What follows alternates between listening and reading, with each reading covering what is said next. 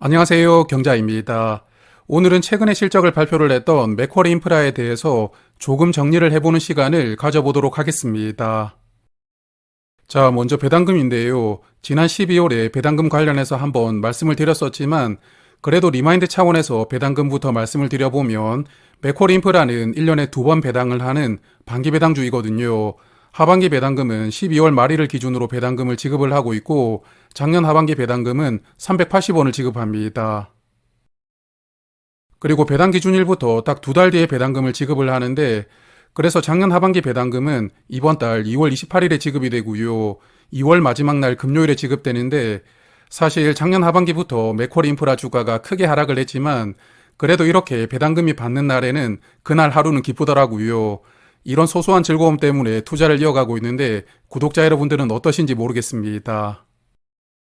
그래서 맥쿼리 인프라 정말 오랜만에 배당 컷이 나왔고요. 한동안 배당금이 매년 늘어나고 있었지만 24년에는 배당금이 15원 줄어들었는데요.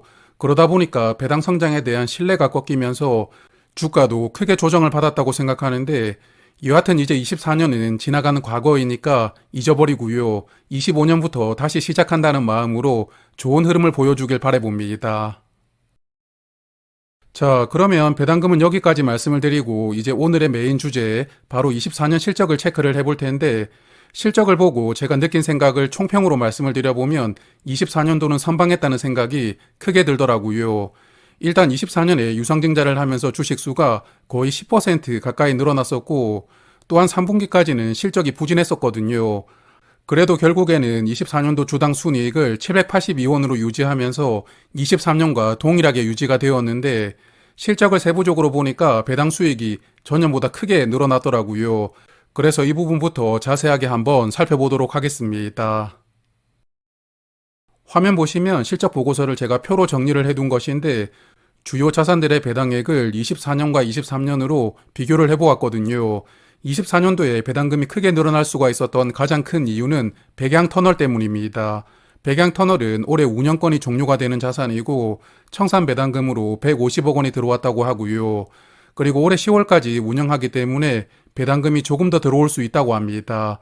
그리고 최근에 인수를 했던 자산인데 CNCT 에너지라고 도시가스 회사이거든요. 여기도 첫 배당금으로 82억 원을 지급을 했다고 하고 신공항 하이웨이에서도 배당금이 96억 원이 늘어났다고 하거든요. 그래서 이러한 배당 수익 덕분에 작년 실적은 선방을 할 수가 있었다고 볼 수가 있겠습니다. 그리고 메인 자산인 도로 통행량도 23년 대비 3.3%가 늘어나면서 운영 수익이 조금 더 늘어날 수 있게 해주었는데 특히 인천공항 고속도로가 18%가 증가되었고 인천대교도 9%가 증가되었더라고요. 그래서 이 두 개 자산의 통행량이 크게 개선이 되면서 전체 통행량을 끌어올려주는 역할을 담당해 주었습니다. 그리고 작년 상반기까지 실적 부진의 주요 원인이 항만 사업이었거든요. 하반기에는 조금 개선되기도 했지만 그래도 23년과 비교를 해보면 부진한 실적으로 마감을 했던데 물동량은 1.6%만 감소했지만 이익이 13%만 감소하면서 맥쿼리 인프라를 힘들게 만들어주는 주요 원인으로 작용합니다.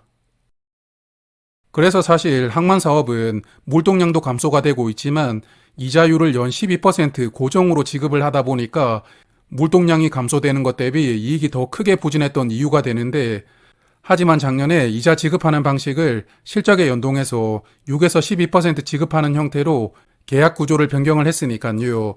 작년 하반기부터는 이자를 조금 줄일 수 있었을 텐데 여하튼 올해부터는 이자 비용이 작년보다는 개선이 될 테니까요. 항만 사업이 실적에 영향을 주는 규모도 작년보다는 개선될 수 있지 않을까 생각합니다. 그리고 마지막으로는 도시가스 업체 3개를 합산을 해보았더니 이익 규모가 23년과 딱 동일하더라고요. CNCT 에너지에서 일회성 비용들이 발생을 했고 이익 규모가 크게 감소를 했다고 하던데 그래도 해양에너지와 서라볼 도시가스는 조금씩 더 벌었고 CNCT가 조금 까먹으면서 전체적으로는 이익 규모가 동일하게 유지가 되는 한 해를 보내게 됩니다.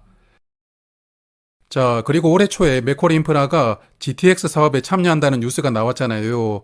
그래서 이것도 유상증자를 할 생각인가 이런 우려가 정말 컸었는데 그것 때문에 배당락으로 인한 주가 하락이 더 심하게 나온 것은 아닌가 생각을 하고 있었거든요.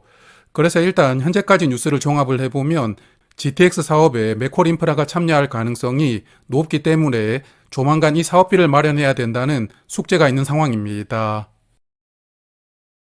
다만 사업비를 유상증자로 마련하지는 않을 것이라고 저는 예상을 하고 있거든요. 그렇게 생각하는 이유가 두 가지가 있는데, 첫 번째 이유는 작년에 유상증자를 하고 나서 주가가 아직 회복도 되지 않았는데, 이런 시기에 또 유상증자를 하면서 주가가 낮아지게 된다면 운용사 측에서도 주주 반발을 극복하는 게 어렵다고 보고 있고요. 그리고 최근에 약 5,400억 원을 단기 사채로 빌려 쓸 수가 있는 계약이 체결되었는데, 이자를 보니까 CD금리 플러스 1% 정도 가상금리가 붙는 조건이더라고요. 그래서 5천억 원을 약 4% 금리로 조달을 할 수가 있기 때문에 이자율이 그렇게 높은 편은 아니거든요. 그래서 GTX 사업비는 단기 사채로 조달해서 활용할 것으로 저는 예상을 하고 있고 또한 희망을 하고 있습니다. 여하튼 그래서 유상증자 리스크가 완전히 해소된 상황은 아니지만 그래도 올해는 하지 않을 것이라고 전망을 하고 있고요. 그리고 올해 배당금도 작년 정도는 지급을 하리라고 예상하는데 그러면 오늘 주가 기준으로 배당률이 7%이거든요. 사실 한국 리츠들의 신뢰가 거의 바닥인 상황이다 보니까 맥쿼리 인프라 같은 종목들이 배당률 7%를 보여주는 게 현재 한국 리츠들의 현실인데 올해도 한국은 기준금리를 조금 더 내릴 가능성이 높으니까요. 기준금리가 내려간다면 반대급부로 맥쿼리 인프라의 주가는 조금 더 상승을 하고 배당률은 조금씩 낮아지는 흐름이 나오지 않을까 기대를 하고 있습니다. 자, 그리고 맥쿼리 인프라 이번 주에는 주가가 조금 상승했는데요. 그래서 작년 말 배당락을 오늘 회복을 했었는데 그래도 작년 상반기 주가를 회복하려면 지금보다 2,000원은 더 상승을 해야 되거든요. 그렇지만 일단은 배당락을 회복을 했으니까 조금씩 회복하면서 시간은 조금 걸리겠지만 그래도 작년 초 주가까지는 돌아갈 수 있지 않을까 생각합니다. 그래서 저도 ISA 계좌에서 투자를 하고 있는 맥쿼리 인프라를 작년 배당락 이후에 주가가 떨어질 때마다 물을 꾸준하게 탔었는데요. 올해 1월에만 250주를 더 늘렸고 이제는 ISA 계좌에서 1930주를 보유하고 있거든요. 앞으로 주가가 10,000원 초반까지만 내려오지 않는다면 이제 수량을 더 이상 늘리지는 않고 싶고 그리고 나중에 평단가를 회복할 수가 있다면 그때는 절반 정도는 덜어낼 생각을 하고 있는데 여하튼 그런 날이 올 때까지 계속 배당금을 받으면서 투자를 이어나갈 생각입니다. 자, 그러면 오늘은 여기까지 말씀을 드리도록 하고 남은 한 해도 좋은 투자하시고요. 특히 한국 리츠 투자하시는 분들 작년에 마음의 상처를 많이 받았을 텐데 올해는 꼭 성투로 마무리하시길 바라겠습니다. 고맙습니다.